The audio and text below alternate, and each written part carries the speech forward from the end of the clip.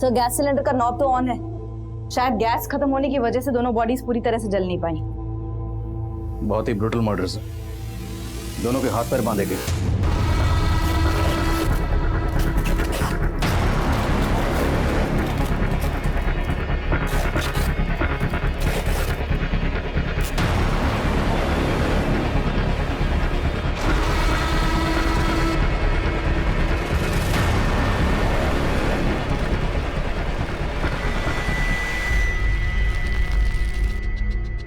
जिसने भी इन दोनों को जलाया होगा उसके दिल में इन दोनों के लिए बहुत ही गहरी नफरत रही होगी, इतनी गहरी नफरत कि इस नफरत की आग में दोनों को जलाकर स्वाह कर दिया।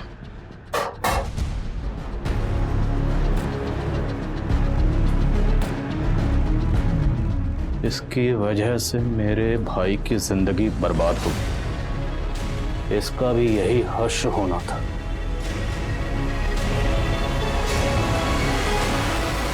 पुलिस की आंखों के सामने था एक खौफनाक मंजर। एक औरत और एक आदमी की निर्मम तरीके से हत्या की गई थी। इतनी बर्बरता, इतनी अमानवीय तरीके से हत्या की गई थी कि पुलिस के लिए भी यह दृश्य बचाना आसान नहीं था। और दीवारों पर लिखे हुए अनेक शब्द पुलिस के लिए चुनौती थे, लीड थी, या फिर उन्हें मिसलीड करने की कोई कोशिश। मैम, हमको नहीं मालूम ये आदमी और औरत कौन है। तुम्हारे कहने का मतलब है कि ये दोनों इस घर में नहीं रहते थे? मैम, ये घर तो सालों से बंद था। हम तो खुद हैरान है कि यहाँ लाशें कैसे पड़ी हैं।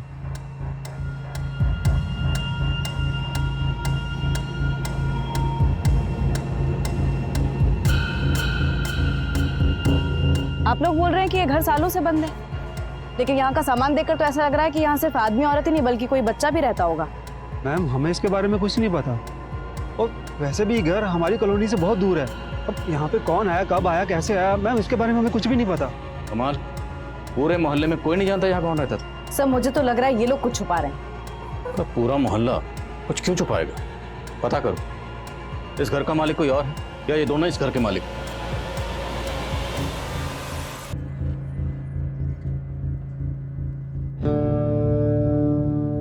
सभी थानों में इंफॉर्मेशन भेज दी गई। आओ। सर, निरेश सहगल ब्रोकर है, इसी ने वो घर किराए पे दिलवाया था। किसे दिलवाया था? सर, वो एक सिंगल मदर थी सर, अपने इन्फेंट बच्ची के साथ आई थी सर। उस सिंगल मदर का कुछ नाम तो होगा? नाम सर? हाँ, देविका जायसवाल सर। मैडम, एक नंबर प्रॉपर्टी है ये। यहाँ इतना शांत माहौल कहीं और नहीं मिलेगा इस इलाके में, और फिर बच्चे के सोने उठने में कोई दिक्कत नहीं होगी यहाँ। सर, देविका को वो मकान देखते ही पसंद आ गया था सर, और सर 3 महीने से अपनी बच्ची के साथ वहाँ रहने भी लगी थी। और मोहल्ले वाले तो बोलने वहाँ कोई नहीं रहता था। रेंट एग्रीमेंट है तुम्हारे पास? सर, वो रेंट एग्रीमेंट होने ही वाला था सर, लेकिन मकान मालिक को टाइम ही नहीं मिल पा रहा था, इस वजह से। मकान मालिक कौन है? विक्रांत पाठक सर, दिल्ली में रहता है सर। उस मकान का पूरा जिम्मा उसने मेरे ही हाथ में सौंप रखा है।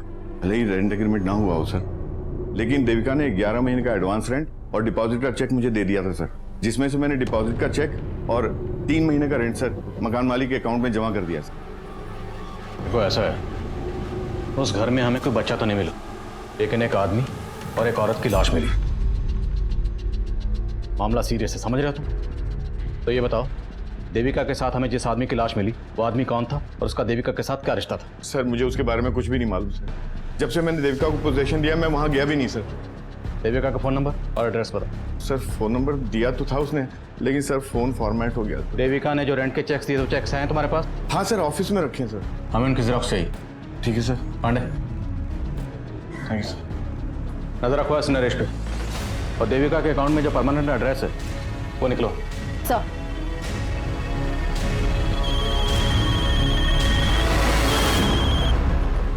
हाँ बोलो यादव।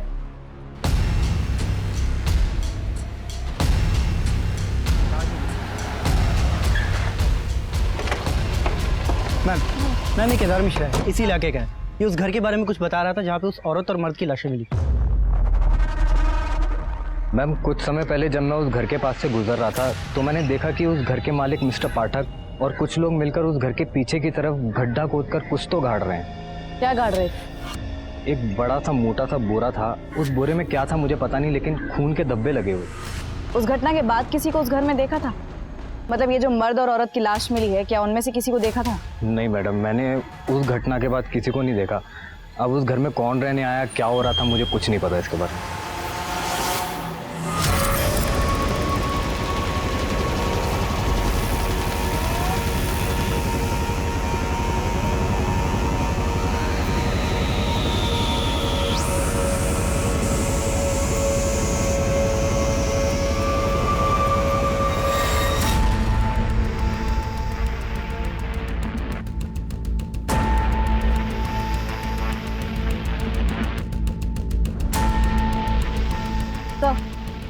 जगह है जहाँ केदार ने बोरे को गाड़ते हुए देखा था, लेकिन अभी तक कुछ मिला नहीं। सही है केदार।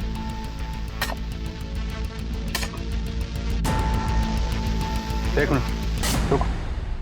ओके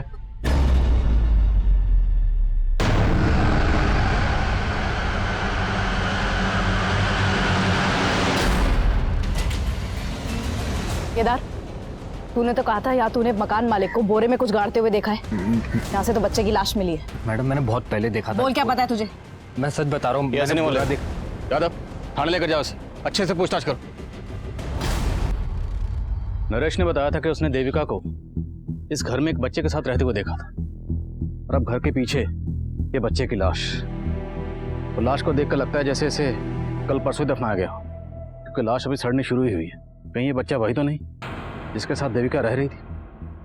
सर, केदार भी यही कह रहा है कि उसने मकान मालिक को यहाँ बोरे में कुछ गाड़ते हुए देखा था। ये चक्कर क्या है, कुछ समझ में नहीं आ रहा। इस चक्कर का जवाब मकान मालिक पाठक ही देगा। उठाओ उसे। उस घर का मालिक विक्रांत पाठक पुलिस के हाथ लगने से पहले ही फरार हो चुका। विक्रांत पाठक मुझे जल्द से जल्द अंदर चाहिए। विक्रांत और नरेश, ये इन दोनों की मिलीभगत हो सकती है। नरेश पे भी नजर रखो। सर,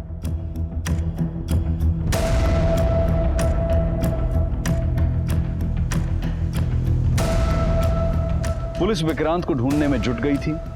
वहीं देविका द्वारा इशू किए गए रेंट चेक्स के जरिए देविका के बैंक अकाउंट की डिटेल सामने आई।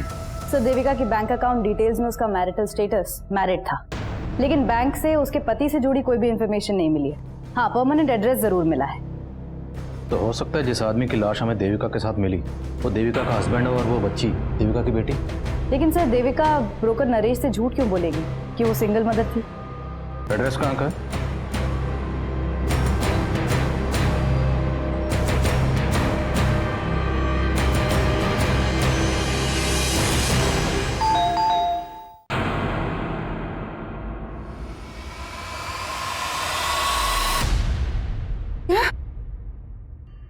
देविका की लाश? जी, सिर्फ देविका नहीं, उसके पति और बच्ची की लाश भी मिली। ये आप क्या कर रहे हो सर? कल रात ही तो मेरी बात हुई है देविका के पति और बेटी से, और वो लोग ही पास में ही रहते हैं। वो दोनों यहीं रहते हैं, तो देविका उस किराए के घर में क्यों रह रही थी? और वो बच्ची और आदमी कौन था जिसकी लाशें हमें मिली? मुझे ये सब नहीं मालूम। मैं खुद पिछले 2 साल से देविका को ढूंढ रही हूँ। 2 साल से ढूंढ रही? हाँ सर, 2 साल पहले देविका अपने पति और बेटी से झगड़ा करके मायके चली आई थी, और मनीष जब उसको लेने आया। ये कैसी बात कर रही हो तुम देविका? हाँ, मैं तो खुद तुम्हें लेने आया हूं यहाँ पर। ये सब करके तुम क्या जताना चाहते हो? कि तुम्हें मेरी जरूरत है? सच तो ये है कि तुम में से किसी को मेरी जरूरत नहीं। बेटा, ये क्या बोल रही है और कहाँ जा रही है तुम? अपने मन की शांति ढूंढने। यहाँ से जाने के बाद देविका ने अपना नंबर बंद कर दिया। हमने ढूंढने की बहुत कोशिश, पर कुछ पता नहीं चला। देविका का पति और बच्ची यहाँ रहते हैं, वहाँ का एड्रेस दीजिए और फोन नंबर भी।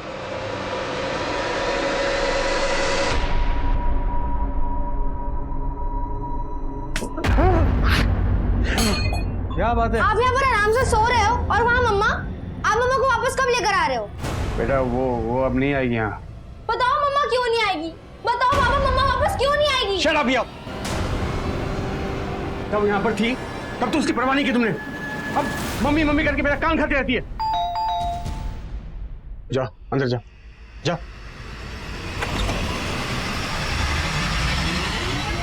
क्या? देविका की लाश? बहुत ही गहरी नफरत निकाली गई।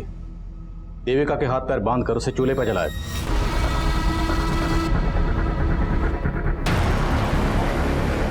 और ठीक उसी तरह से एक आदमी को मारा गया। और उस घर में एक बच्ची को भी गाड़ा गया। वो आदमी और वो बच्ची, ये दोनों कौन हो सकते हैं? सर, मुझे कुछ नहीं मालूम। मैं तो 2 साल से नहीं मिला देविका से। लेकिन ऐसा क्या हुआ था जो देविका आपको तो छोड़कर गई, लेकिन अपनी बच्ची को भी छोड़ गई? सर, दोष मेरा ही है। मैंने गलती ऐसी की थी कि जो देविका मुझे कभी माफ नहीं कर पाई। ये तुम्हारी ब्लेजर से निकले हैं जो तुम परसों अपने आउटडोर ट्रिप पे पहन के गए थे। कॉन्डम्स। देखो देविका, अब तुम कोई झूठी सफाई देने की कोशिश मत करना। मैंने तुम्हारे लिए अच्छी जॉब छोड़ी, यहाँ का छोटी सी नौकरी कर रहे, और यहाँ तुम अय्याशियां कर रहे हो। अब बस मैं और रिया तुम्हारे साथ नहीं रह सकती। तुम जाना चाहती हो जाओ, मैं तुम्हें रोकूंगा नहीं, लेकिन मुझे नहीं लगता कि रिया तुम्हारे साथ जाना चाहेगी। फिर मैं देविका को कभी खुश नहीं रख पाया। बिलीव मी, उसके जाने के बाद उसकी कमी का बहुत एहसास हुआ मुझे। मैं एक अरसे से उसे ढूंढ रहा हूँ सर। तो ढूंढ लिया होगा उसे, और ढूंढने के बाद जब देविका को किसी गैर मर्द के साथ देखा होगा तो बर्दाश्त नहीं हुआ होगा। क्या बोल रहे हो सर आप? मैंने ऐसा कुछ नहीं किया सर। तुमने बताया कि देविका कहीं जॉब कर रही थी। जी सर, लेकिन जब वो यहाँ से गई तब वो जॉब भी छोड़ चुकी थी। देविका जहाँ जॉब करती थी वहाँ की डिटेल्स दी।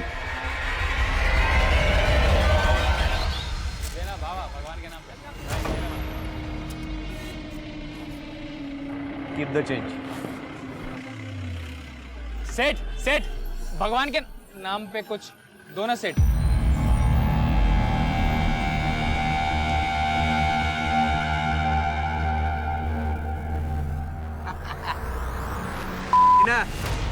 अबे आग। अरे नगीना तू, ए कालू लाली, इधर आओ इधर आओ। अरे ये क्या है? हट, छी। 10,000 रुपए का शर्ट है। और ये क्या है? हाथी का दांत है, हाथी का दांत। हाथी का दांत? अबे हाथी के छोटे बच्चे का दांत। जा। अच्छा। अबे तेरा नगीना ना अभी किसी की किस्मत का नगीना बन गया है। उसको भी चमका दिया और खुद भी चमक गया। कौन है वो जिसको चमका दिया बे तूने? सर, जिस घर में हमें जली हुई लाशें मिली, उस घर के मालिक विक्रांत पाठक का फोन दिल्ली के मुखर्जी नगर में बंद हुआ था, और हमने उसके रिश्तेदारों और दोस्तों से भी पूछताछ की, लेकिन कोई क्लू नहीं मिल पाया कि वो छिपा कहाँ पे। मकान मालिक और किराएदार के अलावा पाठक और देविका के बीच में कोई और कनेक्शन? सर, फिलहाल ऐसा कोई कनेक्शन सामने नहीं आया, और ना ये पता चल पाया कि दूसरी जली हुई लाश किस आदमी की है। लेकिन देविका के बैंक अकाउंट से कोई ना कोई फ़ोन नंबर तो लिंक होगा। उस नंबर की डिटेल्स निकलो, शायद कोई क्लू मिले। और ये मकान मालिक पाठक, इसे हाजिर करो। एक बार ये मकान मालिक हमारे हाथ में आ गया तो हमें सब पोस्टमार्टम रिपोर्ट के मुताबिक देविका और उस आदमी को पहले नशीली दवा देकर बेहोश किया गया। घर से मिले ग्लासेस में फ्रूट जूस के साथ साथ दवा के ट्रेसेस भी मिले। बेहोश करने के बाद उनके हाथ पैर बांधकर दोनों को जला दिया गया। बच्ची की मौत धुएं से सफोकेशन की वजह से हुई। मरने के बाद उसे गाड़ा गया। एक मर्द, एक औरत और एक बच्ची, देखने में तो फैमिली लगती है, पर ये फैमिली थी या नहीं थी इसके लिए इन तीनों का डीएनए टेस्ट करवाना हो। पर मारने से पहले इन दोनों को जूस में बेहोशी की दवा पिलाई गई, तो मतलब साफ ये काम किसी जान पहचान वाले का ही है। अब ये जान पहचान वाला या तो देविका की पहचान का होगा या उस आदमी की। देविका की पर्सनल और प्रोफेशनल लाइफ के बारे में जानते। देविका के नोएडा वाले ऑफिस में चलते। ये हमारी नगीना ने बनवाया है। देखो ये भी कैसा है,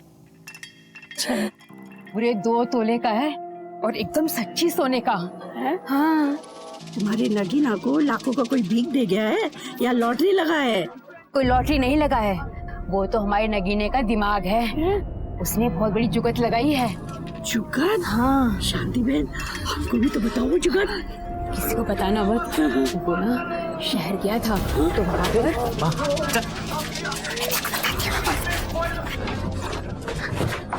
ये क्या बेवकूफी कर रही है? किसी को पता चल गया तो कितना बड़ा आफत आ जाएगा, तेरे को मालूम है क्या? अरे तू ही तो बोला था कि आफत उसको आएगा जिसने तुझको इतना पैसा दिया। जरा उठा उठा के ना तेरे दिमाग में कचरा ही भर गया है माँ। भी अपना मुंह बंद रख, समझी? जो मैं बोलता हूँ वही कर।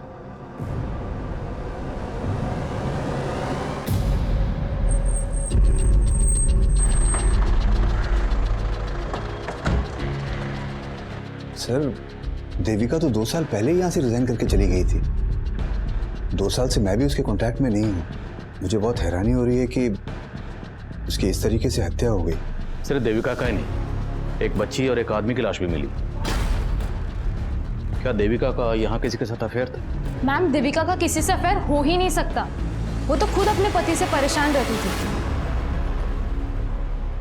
उसने तुम्हें अपने पति के बारे में कुछ बताया था? देविका का पति गोरखपुर में एक सेल्समैन की नौकरी करता था और 3 साल पहले वो नोएडा में शिफ्ट हुए थे, पर देविका उनके साथ नहीं आना चाहती थी। क्यों? क्योंकि देविका बहुत ही क्वालिफाइड थी मैम, और वो गोरखपुर में एक एरोस्ट्रेस इंस्टीट्यूट में ग्रूमिंग इंस्ट्रक्टर का जॉब करती थी, लेकिन फैमिली के लिए वो यहाँ आ गई और रिसेप्शनिस्ट का जॉब कर रही थी। लेकिन इतने सब सैक्रिफाइस के बाद भी ना उसका पति उसे इम्पोर्टेंस देता था और ना उसकी बेटी उसे समझती थी।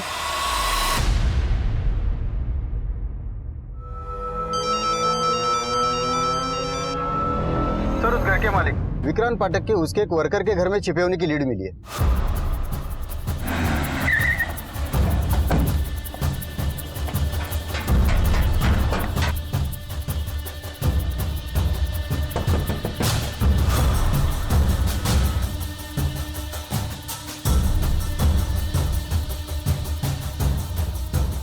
साहब, देविका और उसके बच्चे से मैं आज तक नहीं मिला, और फिर अपने किराएदार को मरवा के क्या मिलेगा मुझे?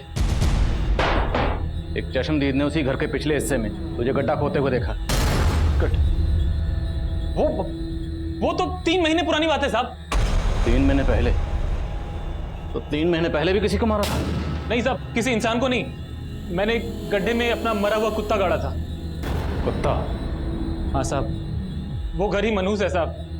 मुझे सस्ता मिला तो मैंने ले तो लिया, इन्वेस्ट कर दिया, सोचा था चलो कम से कम किराया तो आएगा।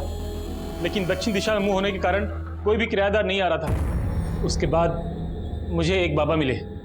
उन्होंने सुझाव दिया कि अगर घर की मनहूसियत खत्म करनी है तो अपने किसी वफादार जानवर की बलि देनी होगी।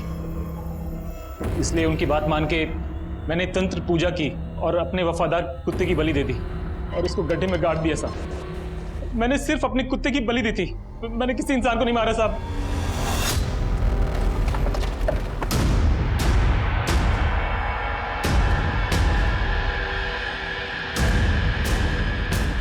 तो मैंने यहीं पे गाड़ा था।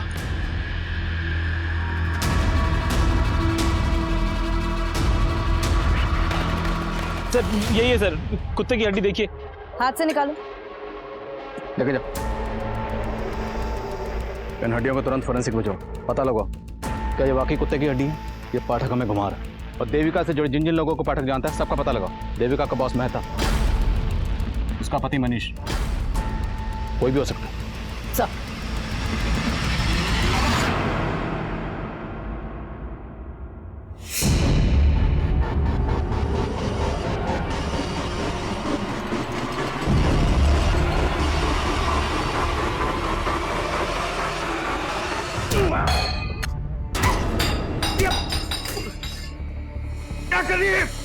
क्या करी तू? आपने मारा ना मेरी मम्मी को, इसलिए उस दिन बोल रहे थे ना कि मम्मा वापस नहीं आएगी। तू आपको मैं छोड़ूंगी नहीं। रिया, रिया, तू क्या करी है? मैं आपको छोड़ूंगी नहीं पापा। तेरी हरकतें मैं अभी ठीक करता हूँ, अभी ठीक करता हूँ। चुप कर। आपने मेरी मम्मी को मारा है। मैंने नहीं मारा। आपके सामने आपको एक्सपोज कर दूंगी। खोलो पापा, यू आर अ किलर। यहीं अंदर पड़ी रह तू। चुप कर, एकदम चुप चुप।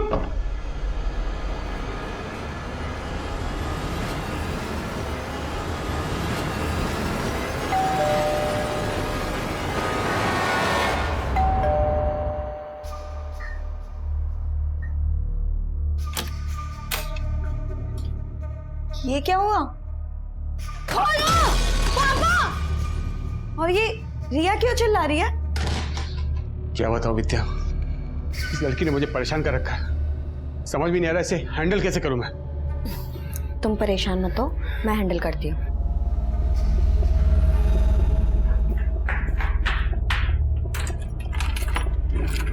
रिया,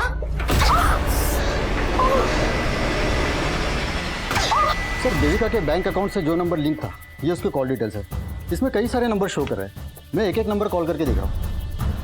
इसमें से उन नंबर पर फोकस करो जिनसे देविका की ज्यादा बात होती थी। और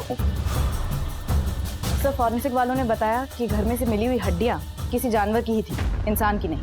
मकान मालिक विक्रांत पाठक का देविका के बॉस या मनीष से कोई कनेक्शन नहीं निकला। लेकिन हाँ सर, मनीष का एक छोटा भाई है नीरज, और घर की दीवार पे भी लिखा हुआ था। तो ये मनीष का छोटा भाई नीरज गायब है? गायब तो नहीं है सर। सर एक मिनट सर, देविका के कॉल रिकॉर्ड में एक नंबर नीरज नाम के लड़के का भी है। ये देखिए, नीरज जायसवाल। मैंने इस नीरज को कॉल भी किया था, लेकिन इसने उठाया नहीं। तो तुम उठाओ इस नीरज जायसवाल। सर, वैसे मैं हर साल एक नई और महंगी गाड़ी लेता हूं। तुम्हारी इस पुरानी गाड़ी का ये नंबर प्लेट मुझे बहुत पसंद आया। कितना लेगा? क्या ये नंबर प्लेट का? अरे नंबर प्लेट का नहीं भाई, पूरी गाड़ी का। आपके लिए 3 लाख रुपए। अच्छा अच्छा ठीक है। चल टेस्ट ड्राइव दे। हाँ हाँ टेस्ट ड्राइव दे। जाओ जाओ। भाग रहा है, चल चल पकड़ पकड़ चल चल। साला रुको, साला फिर भाग गया। इस बार हाथ लगा ना, साले की सारी रईसी निकाल दूंगा। आओ, मनीष के छोटे भाई नीरज, नीरज नहीं निर्लज है तो अपनी भाभी को बेहोश किया, हाथ पैर बांधे और फिर जलाकर मार दिया। उसके बाद दीवार पर लिख कर गया। सर मैंने कुछ नहीं लिखा सर, लिखा तो उन्होंने मेरी किस्मत में कि मैं उनका भाई हूँ। किसने? तेरे भाई ने? ये सब तेरे भाई मनीष ने किया? कर भी सकता है सर, उन्हें सिर्फ भाभी से नहीं मुझसे भी प्रॉब्लम थी, सिर्फ इसलिए क्योंकि मैं भाभी की बात समझता था। तंग आ गई थी भाभी मेरे भाई से। सर मैं तो कहता था भाभी से कि भाभी अगर ऐसा है तो आप छोड़ क्यों नहीं देती उन्हें, आप क्यों सह रही हो ये सब? प्रॉब्लम सिर्फ मनीष में नहीं है नीरज, प्रॉब्लम मेरी बहन में भी है। मैं सिर्फ और सिर्फ रिया के लिए रुकी हूँ। जब वो मुझे समझने लग जाएगी, मैं उसे लेके हमेशा के लिए चली जाऊंगी। लेकिन सर रिया को विद्या ने अपने फेवर में कर रखा था पूरी तरीके से। वो विद्या और मेरा भाई मनीष, उन दोनों ने मजबूर किया मेरी भाभी को, और इसलिए उन्होंने अपनी बेटी को छोड़ा सर। तब तो तू ये भी जानता होगा कि देविका कहाँ रहती थी? उन्होंने अपना नया नंबर मुझे दिया था, इसलिए कभी कभी मेरी बात हो जाती थी उनसे।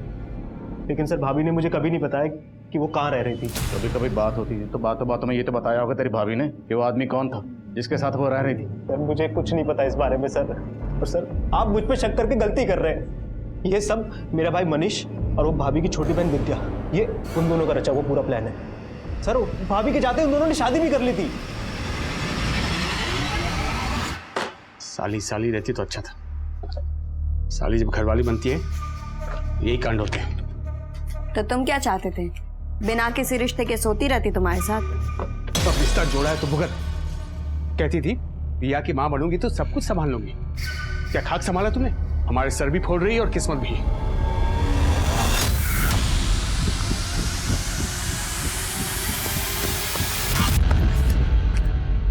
नहीं नहीं, नहीं।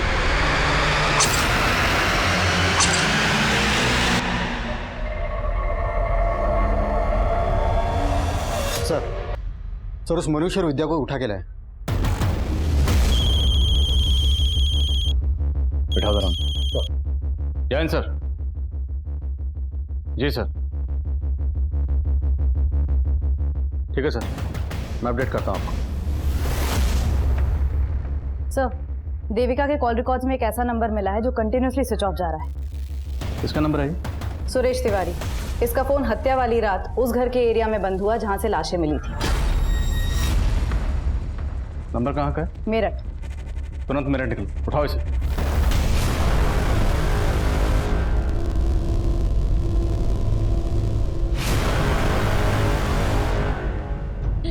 नहीं सुरेश जी छोड़िए उसको। नहीं हर्षा, हमारे पास अभी कोई चारा नहीं बचा हर्षा। वो आदमी हमें जीने नहीं देगा। हम उसका टॉर्चर सह के नहीं, हम इस रस्सी पे लटक कर मर जाएंगे। सुरेश जी मेरी बात तो सुनिए। अगर आप चले गए तो हम दोनों का क्या होगा? हर्षा मुझे पता है कि हमने साथ जीने मरने की कसम खाई थी, लेकिन हम साथ जी नहीं सकते तो कम से कम साथ मर तो सकते हैं। हम नहीं मर सकते। ठीक है। क्या कर रहे हैं आप? सुरेश जी मेरी बात सुनिए, छोड़िए उसको।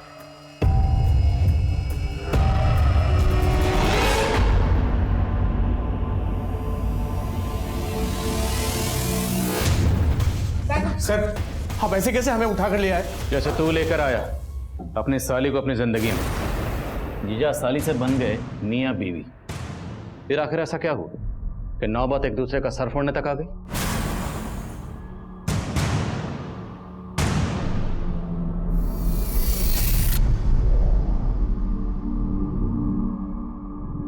I'm sorry मम्मा, मैंने कभी भी आपकी रिस्पेक्ट नहीं की। I'm very bad. प्लीज मुझे माफ कर दो, प्लीज वापस आ जाओ। हमें फिक्र थी रिया की, इसलिए शादी की। रिया की फिक्र का वास्ता देकर अपनी शादी को जस्टिफाई कर रहे हो? नहीं सर, आप गलत सोच रहे हैं। हमारी शादी से तो डी को भी कोई प्रॉब्लम नहीं थी। देखो, अब मैं तुम दोनों के बीच में पिसना नहीं चाहती, पर ना ही तमाशा करके घर की इज्जत पे आंच आने देना चाहती।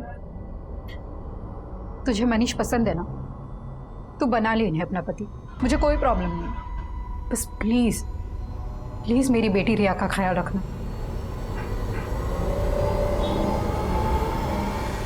और अचानक से खुद से कहीं चली गई। अचानक से चली गई या तुम दोनों ने इसे जाने के लिए मजबूर कर दी? सर, हम मानते हैं कि हमसे भूल जरूर हुई है, और इस आदमी से शादी करके तो मैं भी दीदी की तरह पछता रही हूँ। पर पछता तो मैं रहा हूँ सर, इससे शादी करके।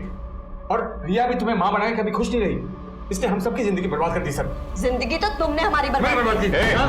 चुप। जिस कांड के बारे में पूछ रहा हूँ ना, उसके बारे में बात करो। कैसा कांड सर? मैंने कोई कांड नहीं किया सर। मैं तो रिया की खुशी के लिए जेन्युइनली देविका को ढूंढ रहा था। तुम देविका को ढूंढ रहे थे और तुम्हारा छोटा भाई नीरज और लगातार देविका के टच में था। क्या? तेरी नौटंकी तेरे घर पे देख चुका हूँ। बोल, तेरी बीवी देविका के साथ जो आदमी रहता था वो कौन था, और वो बच्ची कौन थी जिसकी लाश हमें मिली? उन दोनों का देविका के साथ क्या ताल्लुक था? क्यों मारा उन दोनों को? क्या आदमी, कौन आदमी, आप क्या बोल रहे सर? मैं किसी आदमी को नहीं जानता, और मुझे तो अभी मालूम पड़ा कि मेरा भाई नीरज देविका के टच में था। हाँ सर, ये सच बोल रहे हैं। हम लोगों को इस बारे में कुछ नहीं मालूम था। सर मुझे तो लग रहा है अगर ये मनीष और विद्या, इसमें मनीष ने अपने भाई नीरज को फंसाने के लिए प्लान किया होगा और दीवार पे वो सब लिख दिया होगा। लेकिन मनीष अपने छोटे भाई नीरज को क्यों फंसाएगा? क्या उसे ये शक था कि उसके छोटे भाई का उसकी बीवी के साथ? बोलो। सर, सुरेश 2 साल से गायब है। What? 2 साल से गायब? हाँ सर, सुरेश यहाँ अपनी पत्नी हर्षा और एक बच्चे के साथ रहता था। हर्षा तो यहाँ नहीं है। पता चला है कि सुरेश मेरठ में जल विभाग में क्लर्क था। अगर ये सुरेश 2 साल से गायब है तो इस सुरेश के नाम पर जो मोबाइल नंबर रजिस्टर्ड है उस नंबर से देविका को कॉल कौन करता था?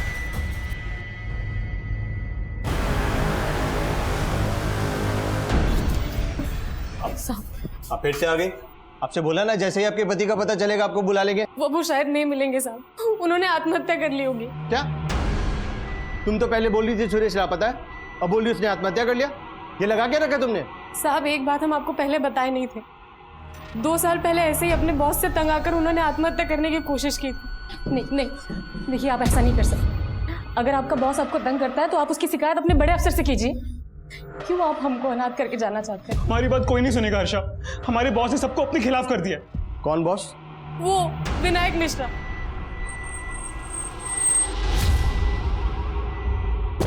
हाँ मैडम, सुरेश यहाँ मेरे अंडर में ही काम करता था, लेकिन 2 साल पहले वो अचानक से गायब हो गया। गायब हो गया? कहाँ गायब हो गया? दरअसल सुरेश 1 नंबर का करप्ट आदमी था।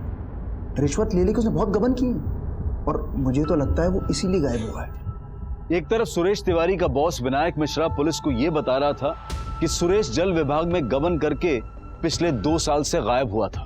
वहीं दूसरी तरफ सुरेश की बीवी हर्षा ने एक दूसरे पुलिस स्टेशन में सुरेश की मिसिंग रिपोर्ट फाइल की थी और वो ये कह रही थी कि सुरेश ने आत्महत्या कर ली होगी। जल्द ही ये जानकारियां दोनों पुलिस स्टेशन के बीच साझा हो गई और सुरेश की बीवी को उस आदमी की लाश की शिनाख्त के लिए बुलाया गया जो विक्रांत पाठक के घर में एक महिला और बच्चे की लाश के साथ मिली थी। तो आप कह रही हैं कि ये लाश सुरेश की? लेकिन जहां आपने इसकी मिसिंग कंप्लेंट फाइल की थी वहां आपने ये भी कहा था कि सुरेश ने आत्महत्या की होगी। तो अगर सुरेश ने आत्महत्या की थी तो ये लाश सुरेश की कैसे हो सकती है? हम अपने पति की लाश को पहचानने में धोखा नहीं खा सकते। पर विनायक तो ये कह रहा है कि सुरेश गबन और रिश्वत लेकर भागा। झूठ बोल रहा है वो, वही फंसा रहा था सुरेश जी को। एक काम ढंग से होता नहीं तुमसे। सर पर हमारी गलती क्या है तो बताइए। विनायक बहुत नीचा दिखाता था सुरेश जी को, सारे स्टाफ के बीच में डांट देता। साहब, विनायक इसी ताक में रहता था कि कब वो सुरेश जी को काम से निकलवा दे और अपने एक रिश्तेदार को रख ले। और साहब, सुरेश जी से एक गलती भी हो गई थी, उसी का फायदा उठा के उनके ऊपर रिश्वत लेने का और गबन का इल्जाम लगा दी। तो सुरेश से आखिर ऐसी क्या गलती हुई थी? साहब, इन्होंने आत्महत्या तो नहीं की थी, लेकिन उससे पहले विनायक को एक सुसाइड लेटर मेल कर दिया था। मैडम, वो कुछ मरना वरना नहीं चाहता था, वो मुझको ब्लैकमेल करना चाहता था, वो ईमेल करके। मैं अपने बॉस विनायक की वजह से आत्महत्या कर रहा हूँ? मेरी मौत का जिम्मेदार मेरा बॉस विनायक है। मैडम, उसका ईमेल पढ़ के मैं बहुत डर गया था। और अगले पल देखा वो ऑफिस में था। तुमने ईमेल के बारे में पहले क्यों नहीं बताया? मैडम जब से पता लगा वो गायब हो गया है, मुझे डर था कि वो ईमेल किसी के हाथ ना लग जाए। डर इसलिए गए थे क्योंकि उसकी हत्या में तुम्हारा हाथ है। मैडम मैं सच कह, उसके साथ एक औरत देविका का भी मर्डर हुआ और इसकी बच्ची का भी। तुमने ही किया है ना? मैडम मैं सच कह रहा हूँ, मैं इनको जानता भी नहीं हूँ। आप कह रही हैं कि आप इस देविका को नहीं जानते, पर यह दावा कर रही हैं कि इस देविका के साथ हमें जिस आदमी की लाश मिली वो आपके पति सुरेश की लाश है। तो अचानक 2 साल बाद आप अपने पति की आत्महत्या की खबर देने पुलिस स्टेशन क्यों गए? क्योंकि 2 साल से सुरेश जी हमारे संपर्क में थे। वो भागे ज़रूर थे 2 साल पहले विनायक से डर के, लेकिन बीच बीच में चोरी छिपे हमसे मिलने आया करते थे। फिर अचानक से उन्होंने घर आना बंद कर दिया। उन्होंने जो नया नंबर लिया था वो भी बंद आने लगा। बस इतना पता था कि वो यहाँ शहर में कहीं रहते हैं, तो इसलिए उन्हें ढूंढने आ गए, और जब वो नहीं मिले तो उनकी मिसिंग कंप्लेंट लिखा दी हमने। आपके सुरेश जी ने शायद घर आना इसलिए बंद कर दिया होगा क्योंकि सुरेश ने दूसरा घर बसा लिया था इस देविका के साथ। क्या बात कर रहे हैं साहब आप? वो सपने में भी हमें धोखा देने की नहीं सोच सकते।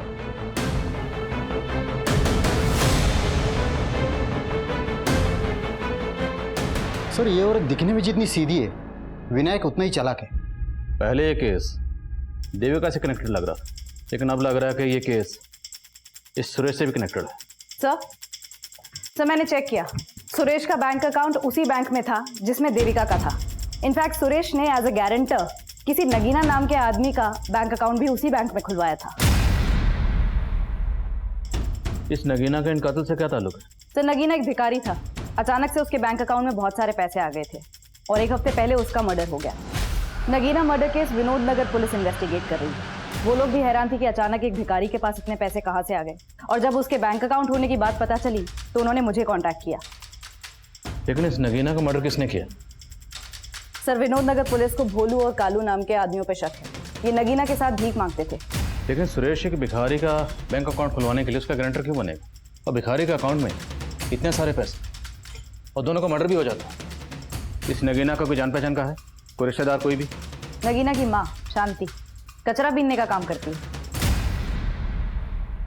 साहब हमारे नगीना को भोला और कालू ने मारा और आप हमें यहाँ ले आए। तो मैं इसलिए लेकर आए कि तुम्हारे बेटे के पास इतने पैसे कहाँ से है जो बैंक में अकाउंट खोला, और पहले उसके अकाउंट में लाखों रुपए रहते थे, अब 1 पैसा नहीं। कहाँ गए बोलो? साहब वो सारा पैसा निकालकर घर में छिपा दिया था। और पैसे आए कहाँ से थे? वो एक आदमी ने उसे दिया था और उसका खाता भी खुलवाया था साहब। ये था वो आदमी? नहीं साहब, हम नहीं जानते कि वो कौन था। हमारा बेटा ही मिला था उससे। अरे सेठ लोग के पास है ना, पैसा छुपाने के लिए जगह नहीं रहता है। इसके लिए मेरे जैसे लोग को ढूंढते। उसने मेरा अकाउंट खुलवाया ताकि अपना काला पैसा सफेद कर सके। लेकिन बेटा सफेद खाने से हमारा क्या फायदा? अरे माँ, वो मेरे अकाउंट में पैसा डालेगा, थोड़ा खुद लेगा, बाकी अपना। अरे उसने बोला है मुझे नौकरी भी लगाएगा। नगीना का किस्मत बदल गया था, तभी भोला और कालू से चिढ़ते थे, इसीलिए मार डाला उसको। अब आप हमें छोड़ दीजिए और उनको पकड़िए। सर अगर हम नगीना की माँ का भरोसा कर भी ले तो सवाल ये उठता है कि सुरेश नगीना को इतने पैसे दे कैसे सकता है? कहीं उसके रिश्वत और गबन के पैसों की कहानी तो नहीं? लेकिन सुरेश मर चुका है, तो मुमकिन है पूरा का पूरा खेल कोई और ही खेल रहा, और हमें उस खिलाड़ी को ढूंढना है जिसने सुरेश के जरिए नगीना का बैंक अकाउंट खुलवाया।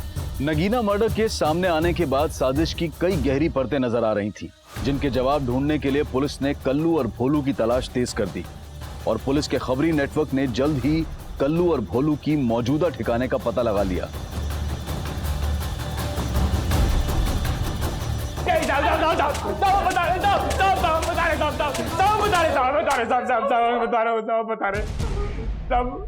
हमने नगीना को पैसों के लालच में नहीं मारा, वो कभी ना लाली को अपने साथ लेके चला गया।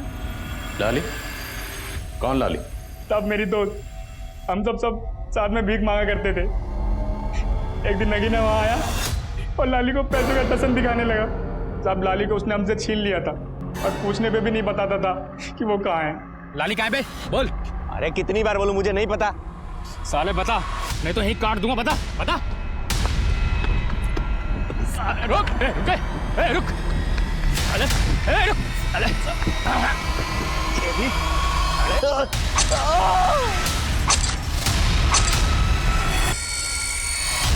लाली का पता चला? नहीं साहब। देखो अगर माँ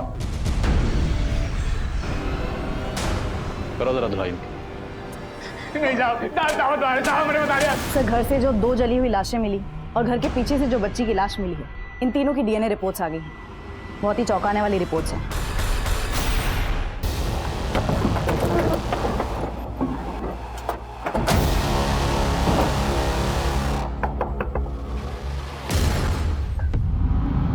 हमसे दूर जा रही हो पर दिल से कभी दूर नहीं होगी। कभी भी मेरी जरूरत पड़े तो मुझे याद जरूर करना। अरे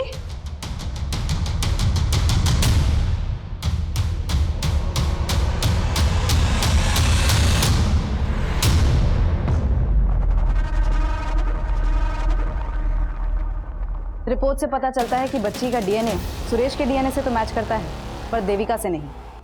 इसका मतलब वो डेड बॉडी देविका की नहीं है। मतलब ये सारा का सारा गेम देविका। नजरें मत झुकाओ, जो किया वो क्यों किया ये बताओ। मैं तो बस शांति की जिंदगी जीना चाहती थी, पति और बेटी का प्यार चाहती थी, लेकिन किसी ने मुझे नहीं समझा। मैं सबसे तंग आकर चली गई थी। कोई अच्छी सी नौकरी ढूंढ कर सेल्फ डिपेंडेंट बनना चाहती थी। और फिर एक दिन जॉब ढूंढते ढूंढते मेरी मुलाकात सुरेश से हुई। हम अच्छे दोस्त बन गए, साथ रहने लगे। लेकिन इसके बारे में मैंने अपने घर वाले से कुछ नहीं कहा। और तुम्हारा देवर नीरज, वो तो लगा था तुम्हारे टच में था। मैं उसके कांटेक्ट में थी, लेकिन सिर्फ इसलिए क्योंकि मैं जानना चाहती थी कि वहां क्या हो रहा था। और जब पता चला कि मनीष ने सच में विद्या से शादी कर ली, तो मैंने भी सुरेश से शादी कर ली। मैं एयर होस्टेसेस को ग्रूमिंग करने के लिए ऑनलाइन टीचिंग का जॉब कर रही थी। अच्छे खासे पैसे भी कमा लेती थी। लेकिन सुरेश कुछ नहीं कर पा रहा था। उल्टा वो तो मुझसे पैसे लेकर अपनी बीवी को भेजता था। इसलिए उसे छोड़कर अपनी बेटी के साथ उस घर में रहने चली गई। लेकिन वो मुझे ढूंढता हुआ वहां भी आ गया और कहने लगा, देविका ये बेटी मेरी भी है। ये हमारे प्यार की निशानी है देविका। और मैं उस हर्षा से नहीं, मैं सिर्फ तुमसे प्यार करता हूँ। तुम ये सोचो कि मैंने उस हर्षा को छोड़ दिया है। मैंने फिर सुरेश को एक मौका दिया, लेकिन अभी भी उसकी नीयत मेरी कमाई पर ही थी। तुम टेंशन मत लो हर्षा, मैंने सब सेट कर दिया। बस कुछ ही दिनों की बात है, फिर हम वापस साथ रहेंगे। मुझे शक होने लगा कि वो मेरे साथ बहुत बड़ा गेम खेल रहा है। और उस दिन से मैंने उस पर नजर रखना शुरू किया। फिर एक दिन मैंने उसको एक भिखारी के साथ देखा। उसका हूबहू हुलिया अपने जैसा बनवा दिया। मैं उसका सारा प्लान समझ गई थी। वो उस भिखारी को मार के ये साबित करना चाहता था कि वो मेरे साथ मारा गया। सुरेश नगीना को मारना चाहता था? जी सर, पर मैंने उसका ही प्लान उस पर उल्टा चल दिया। फिर मैंने नगीना को पैसे का लालच देकर अपनी कदकाठी की लड़की का इंतजाम करने के लिए कहा। और नगीना भिखारन लाली को तुम्हारे पास लेकर आया। जी आपने अपना नाम नहीं बताया?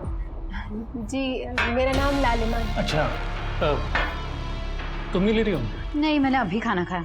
लालिमा पियो ना।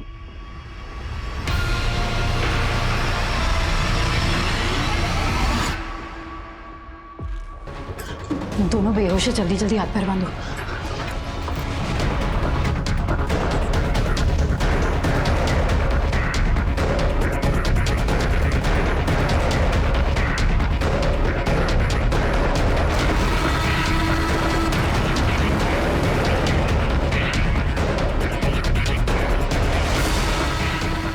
हमने उन्हें तो मार दी, लेकिन मुझे नहीं पता था कि उस धुएं में मेरी बेटी। सब मैं अपनी बेटी को नहीं मारना चाहती थी, लेकिन वो। पर तुमने दीवार पर वो सब क्यों लिखा था? मुझे नीरज से पहले कभी कोई शिकायत नहीं थी, लेकिन जानती थी कि जब आप मनीष के भाई तक पहुंचेंगे तो आपको लगेगा कि ये मनीष की ही चाल है। और मैं मनीष को फंसाना चाहती थी, उसे बर्बाद करना चाहती थी। आज सिर्फ और सिर्फ उसी की वजह से मेरी जिंदगी बर्बाद हो गई। तुम्हारी जिंदगी खुद तुम्हारी वजह से बर्बाद हुई।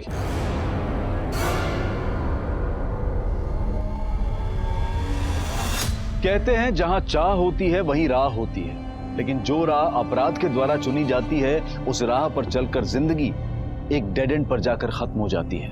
अब मैं अनूप सोनी आपसे विदा लेता हूं, फिर मुलाकात होगी क्राइम पेट्रोल सतर्क के ब्लैक हेडलाइंस अध्याय में एक और नए केस के साथ। और याद रखें, क्राइम और आपके बीच में सिर्फ इतना फर्क है कि आप कितने सतर्क हैं। सतर्क रहें, सुरक्षित रहें।